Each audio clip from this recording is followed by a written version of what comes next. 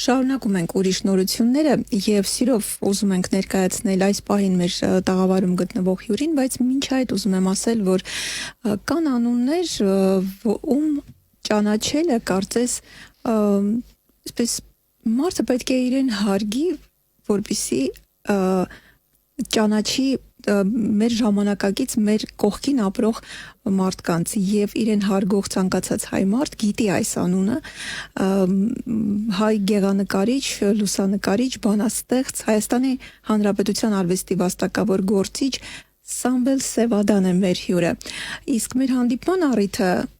օրեր առաջ, մասնավորապես մայիսի 17-ին բացված ցուցահանդեսն է անհատական Աբովյան քաղաքում հայ եւ ռուս ժողովուրդների բարեկամության թանգարանում։ Նախ շնորհավորում ենք, ողջունում ենք մեր տաղավարում եւ շնորհավորում ցուցահանդեսի բացման առիթով։ Բարև ձեզ, շատ շնորհակալ եմ։ Շատ քիչ գեղանկարիչներ կան, դառնապես երբ արվեստում գործող արտիստներ, ովքեր կարող են այդպիսի մեծ ցուցահանդեսով ներկայանալ արվեստասերներին եւ իսկապես սա մեծ հաջողություն է եւ ճիշտն ասած ինձ համար պարոն Սևադա առաջին հերթին հետաքրքիր օրինակ ինչպես ստացվեց որ ծնվելով Գյումրիում Լենինականում այնուամենայնիվ ձեր ստեղծագործական կյանքի մեծ մասը կապեցիք Աբովյան քաղաքի հետ, այդպես է ստացվել։ Խնդրեմ, կպատմեք այդ ինչպես դա տեղի ունեցավ։ Անկեղծ ասած, կապված էր իմ ընտանիքի, հայրս աշխատանքի բերումով տեղափոխեցին Գյումրիից, պապայիս Աբովյանի շրջանի ոստիկանապետն էր սովետական միության ժամանակ։ Ստիպված ես էլ այդ ժամանակ սովորում էի դեռ ակադեմիայում Ես էլ տեղափոխվեցի Աբովյան քաղաք եւ շատ սիրեցի Աբովյան քաղաքը, որովհետեւ շատ շուտ կապվեցի, շատ արագ դիմեցի աշխատանքի համար, ինձ նշանակեցին Աբովյանի նկարչական դպրոցի տնօրեն, այսինքն առաջին տնօրենն էի ես ստեղծեցի այդ իմ առաջարկով բացվեց այդ դպրոցը եւ դրանից հետո ես սկսեցի քաղաքի ձևավորման հետ կապվել, ընդհանրապես այդ քաղաքի պատրիոտն եմ ես Նույնիսկ այդպես կատակով մեր ղեկավարները ինձ ասում էին դու ես քաղաքի արքայազնն ես, այդպես էին ինձ սպանանում, որովհետև ես այդ ամբողջ քաղաքը ընդգրկում էի իմ վարքով, իմ կեցվածքով, իմ աշխատանքով, քաղաքի ձևավորումով ես զբաղվում ցուցահանդեսներ էի բացում իմ աշակերտների 120 աշակերտ ունեի նկարչական դպրոցում եւ միջազգային մրցույթների ենք մասնակցում։ Մի խոսքով այդ քաղաքը Շատ արագ կապվեցի այդ քաղաքի հետ, ինձ անմիջապես բնակարան տվեցին առանձին 4 սենյականոց, արվեստանոց տվեցին, մեքենա տվեցին սովետական միության ժամանակ դա բան էր էլի համարվում։ Ինչ խոսք է։ Վստահաբար կարելի ասել, որ գնահատված ձեզ զգացել եք։ Միշտ ես երբեք չեմ բողոքել ոչ մի անգամ, ես այդպես հարմարվողներից չեմ որ ասեմ թե հարմարվել եմ որ ինձ գնա։ Ուղղակի ես աշխատել եմ, շատ եմ աշխատել, շատ նվիրված եմ եղել որից 5 տարի հետո ինձ նշանակեցին արդեն Աբովյան քաղաքի հայ եւ ռուս ժողովուրդների բարեկամության թանգարանի տնօրեն, այսինքն դարձյալ հիմնադիր տնօրեն, այսինքն շինարարության առաջին քարից ինձ դրեցին եւ այն ժամանակ լուսահոգի Կարեն Դեմիրճյանը, որը անձամբ էր զբաղվում այդ թանգարանով, դե բնականա, բարձրապատճառը հայ եւ ռուս ժողովուրդների բարեկամության եւ այդ Հայաստանում ինչքան մարդիկ էին գալիս Մոսկվայից կամ ասենք Ռուսաստանից պարտադիր բերում էին մեր թանգարան, այնպես որ շաբաթը մեկ Կարեն Սերոպիչը մեր թանգարանում էր իր հյուրերի հետ եւ մենք շփվում էինք եւ տարբեր առիթներով նաեւ ես առաջարկեցի ինձ այդ ժամանակ ես ավելացնել ես շինությունը, որը կոչվում է պատկերասրահ հենց թանգարանինքից Եվ սկզբում դեմ էին, բայց հետո որ ես բացատրեցի, որ քաղաքը չունի պատկերասրահ, բացի դրանից թեմատիկ գործեր կարելի է տեղադրել այդ բարեկամության հետ կապված բան, դա անմիջապես ուրեմն Դեմիրճյանը հրաման տվեց այդ նոր գծագիր կատարել եւ ավելացրեցին այդ թանգարանը վերևից լուսավորությունը, երկնքից ընկնող լույսեր Սպոտլայթեր, հատուկ սարքած, արտակարգ դալիճ է որ գաք տեսնեք, շատ կսիրեք, այդպեսի դալիճ չկա Հայաստանում։ Առաջին անգամ եմ լսում։ Հետաքրքիր, բայց մի ուրիշ բան տեղի ունեցավ։ Ես եղել եմ թանգարանում։ Այդ դալիճում առաջին անհատական ցուցահանդեսը ես եմ արել։ Դրանից հետո ես գնացի Միացյալ Նահանգներ, ու այդ դալիճը քանդվել է։ Ջրեր են լցվել, հենց խառը տարիներին վերևից եւ այլևս ոչ մի ցուցանտես չի եղել եւ սա առաջին Հասկանում սա առաջին ցուցանտեսն է վերակառուցվելուց հետո այսին առաջին ու վերջին ցուցանտեսները ինքն են եղել հետաքրքիր տարօրինակ զուգադիպություն չի ասել վերջին Եզրային Եզրային այդպես ավելի լավ է այսինքն հիմա բացված է նշեցիք, որ մտերիմ հարաբերություններ եք ունեցել այն ժամանակվա իշխանության հետ, ղեկավարության հետ, իսկ դա նշանակում է ինչ որ երբևէ պարտադրված իշխանության կողմից պարտադրված աշխատանքներ արել եք կամ պատվերներ եւ ինչ աշխատանքներ են Լենինը եղել նկարում ասենք դե հա պետք է լինում ասենք ես նկարչական դպրոցի տնօրենն եմ այդպես տեղափոխվեցի ես Թանգարանի միջայլոց ես սովորական նկարչական դպրոցի տնօրենն եմ շատ լավ աշխատում եմ շատ ուրախ եմ ամեն ինչ շատ լավ է ցուցահանդեսներ բաներ երեխեքին նկարչություն ենք սովորացնում ու մի օր շրջկոմի առաջին քարտուղարը Բարիկյան ազգանունով շատ հետաքրքիր անձնավորություններ որ այդ ժամանակ Կոսիգինը որ սովետական միության վարչապետն էր Հայաստան պետք է գար եւ բնականաբար էլի պետք է բերեին մեզ մոտ իրան նկարը պետք է նկարվեր շատ մեծ 9 մետր բարձրությամբ այն ժամանակ կոմպյուտեր չկար ու տպագրություն մանյակար չէ ժամանակը ամեն ինչը մեծ էին նկարում բայց դա ձեռքով էինք նկարում հետո մի հատ ուրիշ տարօրինակ բան տեղի ունեցավ դա էլ պատմեմ շատ ծիծաղելի չի բայց նաեւ հետաքրքիր է Լենինի նկարը ես նկարել էի շատ մեծ միջալից ես փողել չէի վերցնում որ դες հանձնարարում էին անում էի էլի զուգահեռ իմ աշխատանքին Լենինի նկարը շատ մեծ էր եւ փոստի պատիներ կպսրած հետո մի օր ամառային եղանակ էր ու վերևում ինչ-որ սվարկայի գործանելուց են եղել աշխատողները այդտեղ ծիտը բունա դրած եղել այդ նկարի ու պատի արանքում դե հսկայական նկարը դες երկաթե ուգոլնիկներով ցկած բան ու սվարկայի կրակն ընկել էր ու նկարը մի վարգյանում ամառվա երեկո բռնկվել էր ու վառվել էր ու այնտեղ մի հայրենադարձ մարդ հասրել էր լուսանկարել լուսանկարել ու նկարն ուղարկել էր Կենտկոմ մեկ էլ գիշերը ժամը 10-ին ես ընկերներիս հետ նստած մեր տանը խմում էինք նույնիսկ լավ մեկ էլ դուրս զանգ են տալիս բացում եմ Քաղսովետի նախագահը Ավետիսյան բացեցի դուրս հարմացա Քաղսովետի նախագահն ինչ գործ ունի մեր տանը լսում եմ համեցեք ինգեր Ավետիսյան բան չէ Սամվել ջան չեմ կարող ես պետքա որ գիտես sense նկարը վառվել է պետքա մինչև առավոտ այդ նկարը կախած լինի եթե չէ բոլորի գործից հանում են բնականաբար սարսափելի բան է տեղի միջադեպ է բոլորին կազատ էին գործից այդպես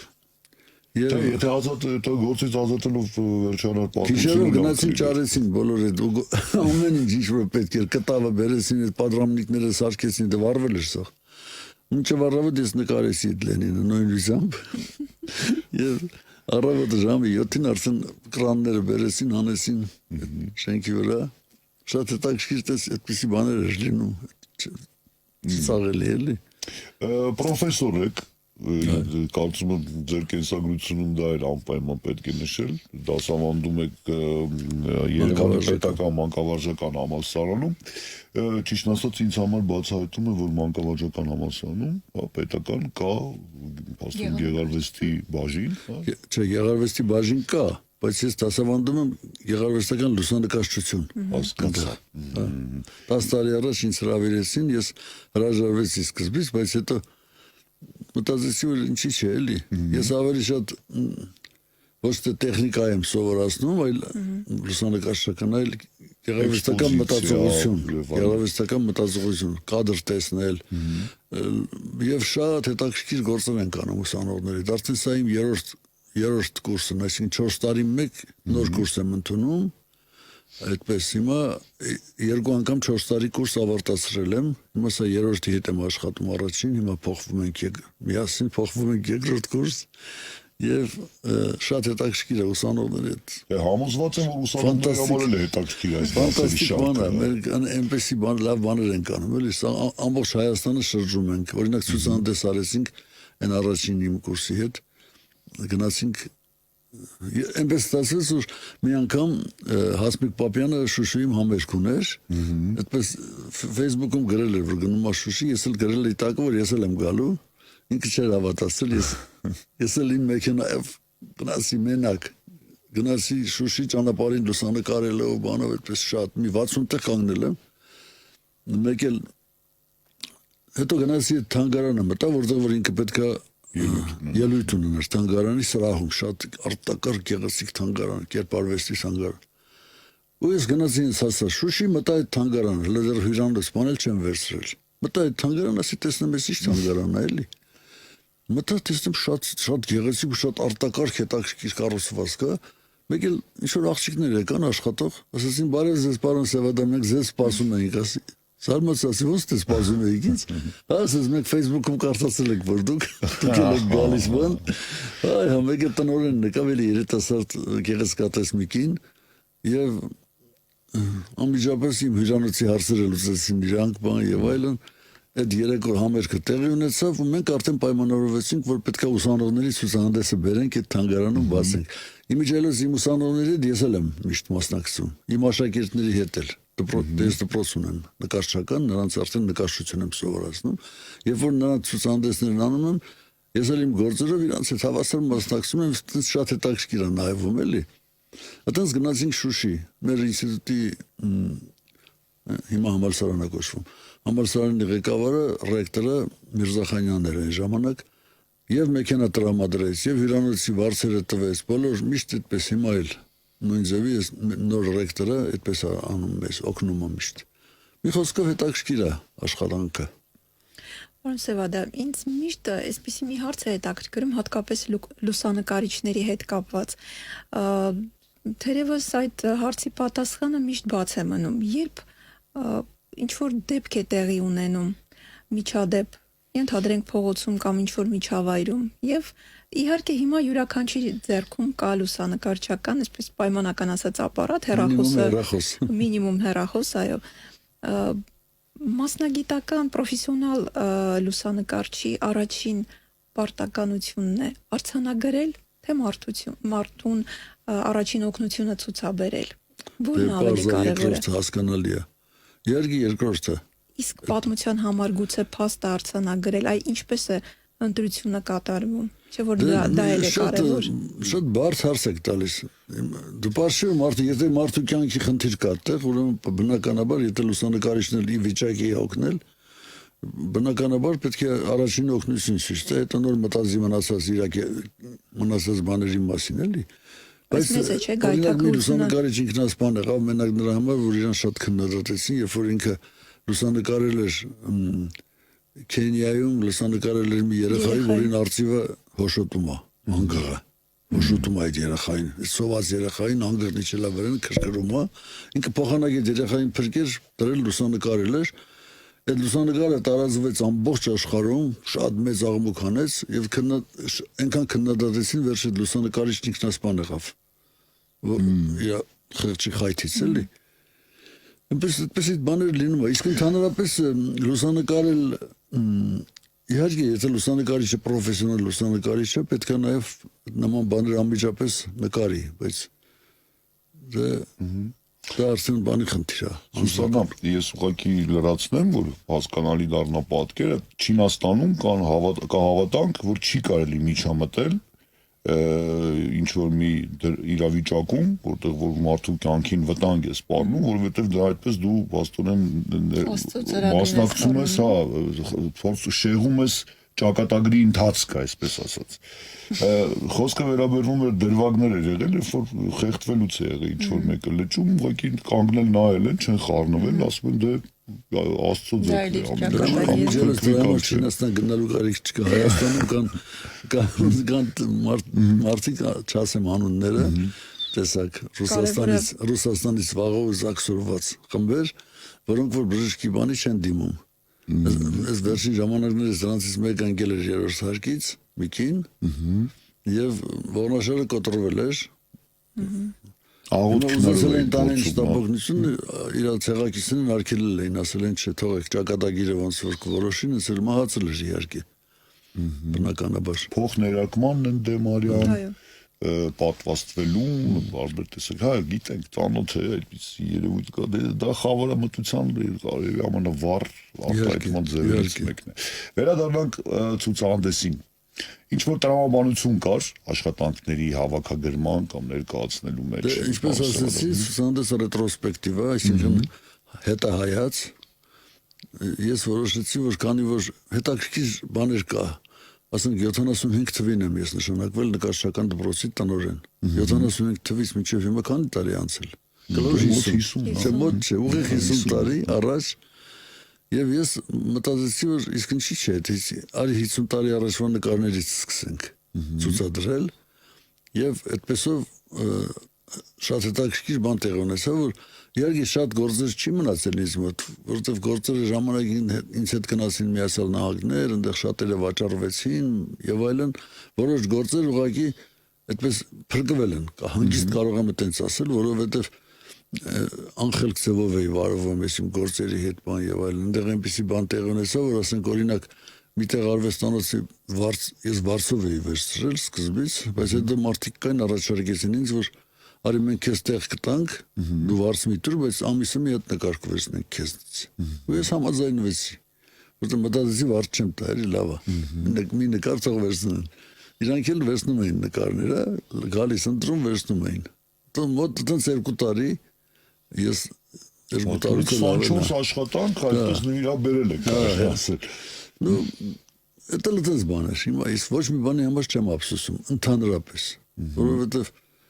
կյանքը պետք է ապրել ունես ոնց որ ինքը իրան գնում է այդ կյանքը էլի եւ երբեք պետք չի ոչ մի բանի համար ափսոսալ այն ինչ որ եղել արդեն ես այնքան բան եմ կորցրել դա թվում է ես հաջողակ եմ բան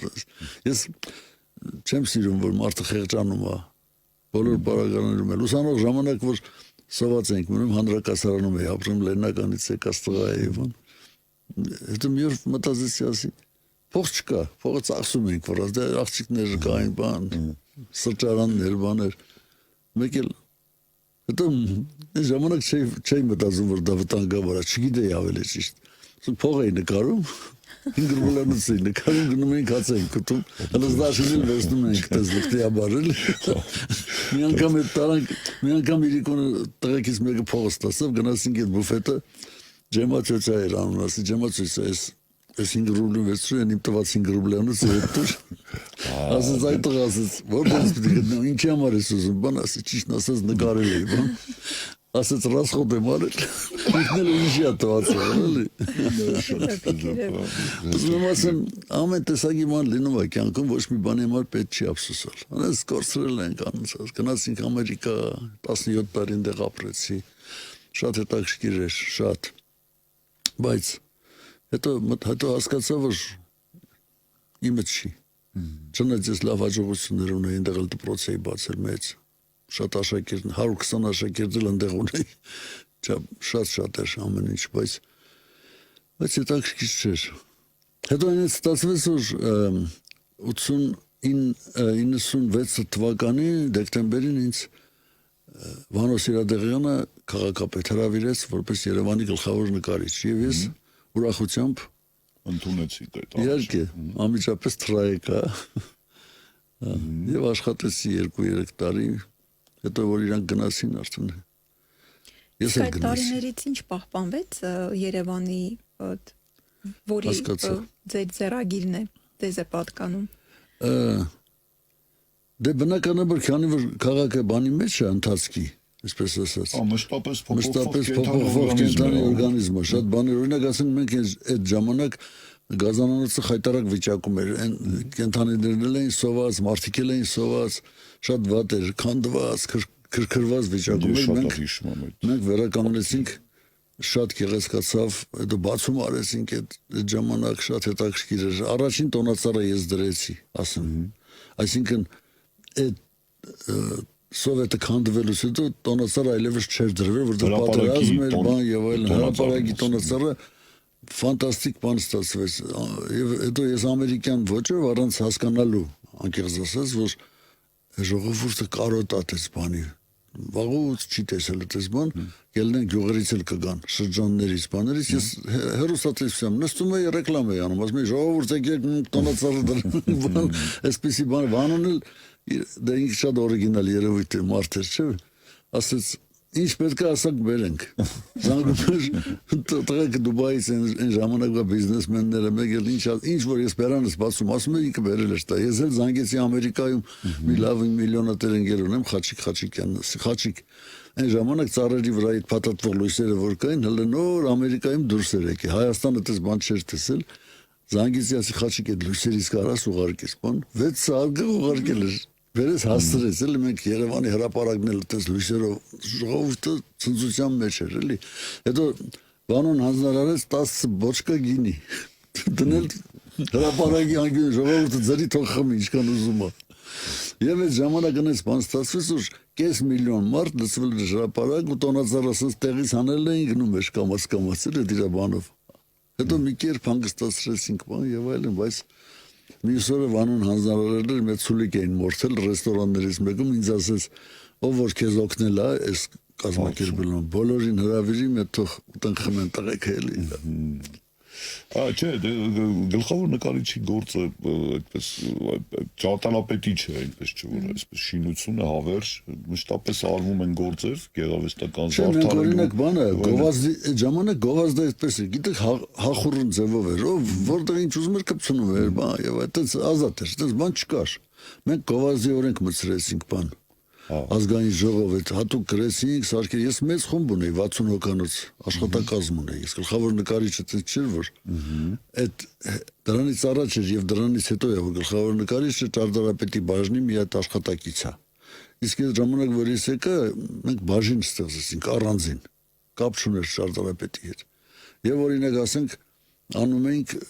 գովազդը կանոնակարգեցինք քաղաքի, որ պետությանը վճարեն ամեն ով ինչ ուզում է չդնի բացի դրանից սկսեցինք քաղաքի աղբամանները լուսավորման շենքերի լուսավորություն բան հազար տեսակի հարցեր կար քաղաքի արտաքին տեսքի հետ մի խոսքով ուսանողական տարիներին ճարտարապետականում ես այդ կրթությունն եմ ստացել գծանկար եւ այլ նկարչական առարկաներում շատ մեծ դեր է խաղացել դասավանդել է Սոխիկյան Ալբերտը որ իմ շատ մոտ հարազատ ընկերս էր հազար ողորմի իրան իսկապես լավ մարդ ֆանտաստիկ հանձնավորություն նա էլ երկար ժամանակ քաղաքի այդ արտաքին տեսքի պատասխանատու էր։ Մենք միասին էինք աշխատում։ Շատ լավ։ Պարոն Սևադան, մի քիչ աշխատանքային process-ից եթե թույլ կտաք հարցնեմ, շատ է լինում դեպքեր, երբ որ անվանի գեղանկարիչների գործի տակ, մեկ է շերտերի տակ ուրիշ գործեր են, չէ՞ գտնում, օրինակ ռենտգեն կամ այլ տեսակի անալիզի են ենթարկում, եւ տեսնում են, որ հեղինակը դժգոհ է եղել, պես գրունտովկա է արել, անում եք այդպես, հա, թե ձեր շատ եմ անում, այդ իմ գործերը մեկ դնում եմ ծածկում եմ։ Տարբեր պատճառներ, ասենք չեմ սիրում այդ գործը, անցած շուռ տված դրած է բանը, բայց այդ մեկ էլ կտավ եմ ման գալիս որ նկարեմ, մեկ էլ տեսնում դրա կոլորիտը բռնում է, բան։ Ասում եմ շատ լավ արի ստեղարի։ Ձեր ծածկում։ Բայց բացի դրանից համաշխարհային պատմության մեջ դեպքեր կան շատ ու շատ, որ վերջերս էլի խոսում էինք այդ մասին Բոտիչելլիի նկարները ծածկել է տվել Հռոմի պապերից մեկը մի Սիքստոս անունով չի սիրել Բոտիչելլիի գործերը ասել է ծնջեք ծածկեք լավա սվաղել են չեն փչացրել չեն քերել էլի եւ հիմա ռենտգեն ճառագայթներով բացում են գտնում են հանճարեղ նկարչի գործերը որի ես պաշտում եմ դրա գործերը հիմա ես Իտալիա պետք է գնամ աղջիկս Ամերիկայից հատուկ գալիս է որ ինձ տանի Տիցիանի Բոտիչելլի Իտալիայում ինքը դրանգիր գիտի հոյակապ նկարիչներ են ֆանտաստիկ Բրեյգելը ինձ համար օրինակ հոյակապ այսպես նկարող մարդ է ինքն Բրեյգելը մի քիչ դժվար սիրվող է բայց գնահատելը դետալիզացիան նրա աշխատանքների ուղղակի գիտեք ես ինքը կախարդ էր մեծագույն հաճույք եմ ստանում օրինակ խոշորացույցով ազնվությամբ լավ որակ է ռեպրոդուկտ Իմս այդ բնավորություններն ես նայում նայել այդ կերպարները ինչպես կարելի է այդքան ինչ կոմպոզիցիոն միտք է ասիկան ինչպես կարելի է մի առանձին գործի վրա եւ բոսխն էլ ունի այդպիսի հետաքրքիր մոտեցումներ եւ նման են իրար խոսքով ցուցահանդեսը միջև երբ է ծրագրած Ցուցահանդեսը մինչև ամսի 1-ն է, հունիսի, այսօր քանիսն է, 27-րդ օրն է արդեն Մի մայիս։ խոսքով հələ դեռ մի 4-5 օր կա, բայց ղեկավարությունը ինձ առաջարկեց երկարացնել, բայց թե մինչև քանիսը հələ չենք որոշել, այսօր կորոշենք, նորից տարբեր բաներով կհայտարարենք, որ հələ դեռ բաց է։ Կարծում եմ, որ կհաստատենք, թող մնա էլի կախված, հետո կտանելու եմ Գյումրի, իմ ծննդավայրը, այնտեղ մի քիչ դժվար է, պատասխանատվությունը շատ ավելի մեծ է, էլի։ Գյումրեցիները բարդ են, նրանք Ու շատ խանդոտ են, ասեմ ձեզ։ Բացի խանդոտից նրանք բան են, շատ քննադատական են, այդպես էլ չեն խնայում։ Կարողան ասպան շրեն որ դրա համար ես ընդեղ արել եմ ցուցահանդեսներ, տենց չի շատ, մի 5-6 անգամ տարբեր նույնիսկ Ամերիկայից ցուցահանդես եկա բերեցի, բացեցի նաև Քոչարի թանգարանում, Մոսկվայում ու հետո Գյումրի էլ տարա։ Իսկ հիմա արդեն մի քանի տարի առաջ լուսանկարչական մեծ ցուցահանդես արեցի Գյումրիում, բայց հիմա ժիվեպիս եմ տանելու եւ պատասխանատվությունը մեծ է Գյումրին գեղանկարիչների դարբնոց է։ Եվ ոչ միայն դեպս արվեստի մարդկանց, ցանկացած ասպարեզ։ Դրա համար այնտեղ ներկայանալը բան շատ պատասխանատու է։ Հա, դա քննություն է կարելի ասել, չէ՞։ Բավանց։ Պարոն Սևադա, մի առիթով ասել եք, որ ստեղծագործելը համարում եք մասնագիտություն եւ երբեք մուսային չեք սպասում։ Եթե համեմատելու լինենք լուսանկարչական արվեստը եւ գեղանկարչությունը, լուսանկարչությունը դա պահի որսն է։ Հենց այս պահին ֆիքսեցիր, չէ, հետո արդեն ուշ կլինի։ Գեղանկարչությունը դա երկարաժամկետ արվեստ է։ Բայց այնուամենայնիվ երկուսի դեպքում էլ ոգեշնչման աղբյուր պետք է ունենաք, թե միայն ռացիոնալ մտածողությամբ եք առաջնորդվում։ Գիտեք ինչ, լուսանկարչությունը միշտ ընդունված ասել, որ պահի, բան եւ այլն։ Գեղարվեստական լուսանկարչությունը մի քիչ տարբեր է սովորական լրատվական լուսանկարչությունից, հա։ Գեղարվեստական լուսանկարչությունը ենթադրում է նաև հանգիստ աշխատանք, մտածված, ասենք թեման դու որոշում ես, հետո գնում ես այդ թեմայի հետևից, նատյուրմորտ ես կազմակերպում, դնում ես, նկարում ես, պորտրետ ես նկարում, էլի կազմակերպում ես, լույս ես դնում, բան տարբեր, կամ թեկուզ գնում ես բնության մեջ, սպասում ես արևը երբ պետք է համապատասխան տեղում լինի զենիթում, որ դու նկարես եւ այլն։ Այսինքն դարձյալ նույնն է, բայց գեղանկարչությունն էլ այդ մուսա ասածը շատ, ինչպես եւ լուսանկարչությունը,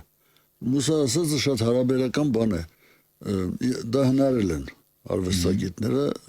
ծույլիկ արվեստագետներ են, որոնք որ չեն սիրում աշխատել, ասում մուսած չի, սուտ, մուսան որտեղ է որ գա, հենց պետք է վրսինը վերցրես ձեռքդ, մտքի դրել ես որ նկարես, իդեան կա, մուսան էլ բայց այդ իդեան է մուսան, չէ։ Մուսան հետը գալիս է, եթե դու սկսում ես աշխատել։ Իսկ եթե իդեա չունես։ Իդեա չունես, դու արվեստագետ էլ չես։ Ինչ, ամբողջ խնդիրը դրանումն է։ Հիմա ես իմ աշակերտներին եւ ուսանողներին մտածել եմ սովորացնում։ Հենց խնդիրը դա է։ Իսկ դրա համար ինչ է պետք։ Որպես երևակայություն, չէ՞, լավ երևակայություն, ստեղծագործական։ Իսկ դրա համար ինչ է պետք շատ կարդալ։ Ես քրքրում եմ ուղղակի ուսանողներին, որ գեղարվեստական գրականություն կարդան։ Ցավոք սրտի չեն կարդում։ Ստիպում եմ, իհարկե կարդալ եմ տալիս։ Ցուցակներն կենսագրությունները, հա, հեղինակների։ Չէ, գեղարվեստական գրականություն։ Պոեզիա որ չկարդա, ինչ արվեստագետ։ Հիմա հələ գնահատես մեր Տիգրան Մանսուրյանը անգիր արտասանում է մեր պոետների գործերը, չէ՞, որ արվեստագետ մարդ է։ Ինքը հիմա կարելի ասել է կոմպոզիտորը ինչին է պետք որ այսքան կարդացած լինի։ Գիտեք, լուսանկարչության եւ գեղարվեստի հետ կապված մի հետաքրքիր պատմական բեկումնային շրջան եմ ուզում միասին դիտարկենք, պարոն Սևադա։ Հաստատորեն լուսանկարչական ապարատը երբ որ ստեղծվեց, անհրաժեշտությունը արտաբերել իրականությունը կտավի վրա վերացավ, որովհետեւ լուսանկարչական ապարատը դա մեկին մեկ շատ լավ անում էր։ Այսինքն կարելի ասել, որ դա խթանեց, որ հետո սկսեցին ստեղծագործ մարդիկ կերպարվեստում արդեն այլ ճանապարհներ փնտրել ինքնաարտահայտման։ Շատ տարբեր է ախր, գիտեք ինչ կա, շատ տարբեր է դրանք։ Օրինակ Ռեմբրանտը եւ այլն նրանք շատ լավ ռիսավարշիկներ էին կոպիտ ասած, նրանք մեկին մեկ շատ, չգիտեմ, հիմա էլ կան ռիսավարշիկներ, տեսեք, տեխնիկայի արագացման դարաշրջանը որ եկավ, ընդհանրապես արագացումների